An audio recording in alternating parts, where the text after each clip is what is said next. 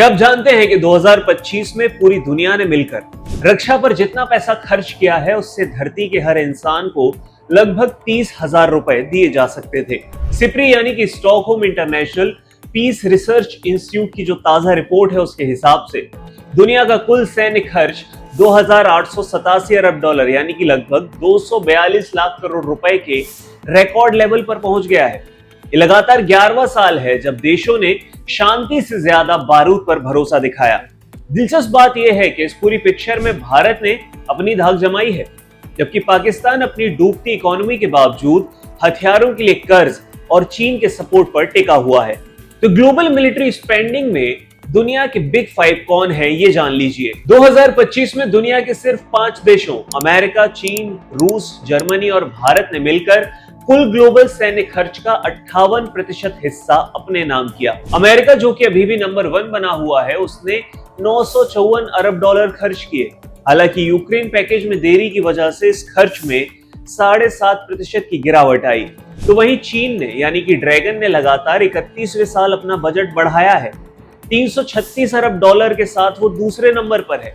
ये दिखाता है कि चीन एशिया में अपनी दादागिरी कम नहीं होने देना चाहता। तो वहीं रूस, युद्ध की आग में जल रहे रूस ने अपना खजाना खोल कर रखा हुआ है और वो लिस्ट में तीसरे नंबर पर है। वहीं इसके बाद भारत की बात की जाए तो 5वां सबसे बड़ा बजट है और ऑपरेशन सिंदूर का इस बजट पर क्या असर रहा है वो जान लीजिए।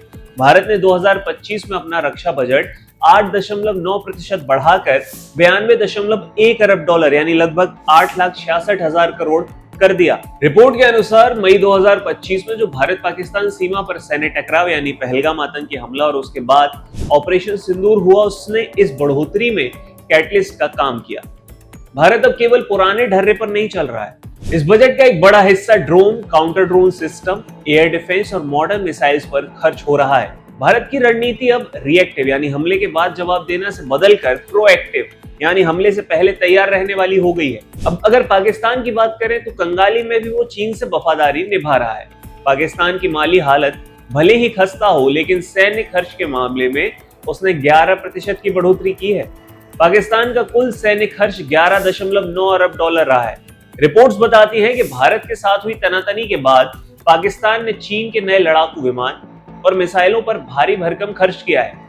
पाकिस्तान का ये बजट मुख्य रूप से चीन से लिए गए हथियारों के पेमेंट और नई खरीदारी पर ही टिका हुआ है। तो वहीं यूरोप और यूक्रेन की बात की जाए तो इन्होंने जीडीपी का 40% हिस्सा सिर्फ जंग के नाम कर दिया है। हथियारों की होड़ में सबसे चौंकाने वाला जो उछाल है वो यूरोप में देखा गया, जहां खर्च को 14% बढ़ाया गया। यूक्रेन ने तो अपनी इकोनॉमी का लगभग 40% हिस्सा ही रक्षा पर लगा दिया है। ये किसी भी आधुनिक देश के लिए एक डराने वाला आंकड़ा है, जो ये बताता है कि जब देश के वजूद पर बात आती है तो विकास के सारे मुद्दे पीछे छूट जाते हैं। जर्मनी और स्पेन जैसे शांत रहने वाले देशों ने भी अपने डिफेंस बजट में भारी उछाल दर्ज किया। एशिया और ओशिनिया बारूद के ढेर पर बैठा इलाका बन चुका है। एशिया में सैन्य खर्च 8.1% बढ़ा है, जो कि 2009 के बाद की सबसे बड़ी छलांग है। जापान और ताइवान जैसे देश चीन के खतरे को देखते हुए अपनी नेवी और मिसाइल शक्ति को कई गुना बढ़ा रहे हैं। भारत के लिए ये एक डबल चेंज है। एक तरफ पाकिस्तान के साथ सीमा विवाद है तो दूसरी तरफ हिंद महासागर में चीन की बढ़ती दखलंदाजी। आखिर क्यों बढ़ रहा है ये खर्च? सिप्री की रिपोर्ट में इसके पीछे का जवाब छिपा हुआ है। दुनिया के अलग अलग कोनों में बढ़ता अविश्वास, रूस यूक्रेन का युद्ध, मिडिल ईस्ट का संकट, चीन ताइवान का तनाव और भारत पाकिस्तान के बीच बढ़ती हुई खींचतान ने हर देश को सेल्फ डिफेंस के मोड में डाल दिया है।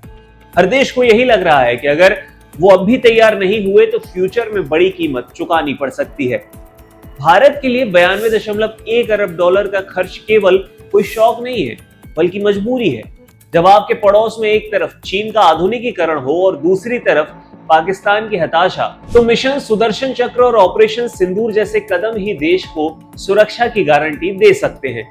भारत अब सिर्फ अपनी सीमाओं को सुरक्षित नहीं कर रहा, बल्कि ग्लोबल डिफेंस मार्केट में एक नेट सिक्योरिटी प्रोवाइडर के रूप में भी उभर रहा है। तो आपको क्या लगता है कि भारत को आत्मनिर्भर भारत के तहत हथियारों के एक्सपोर्ट पर और ज्यादा फोकस करना चाहिए, ताकि इस भारी रक्षा बजट का बोझ कुछ कम किया जा सके?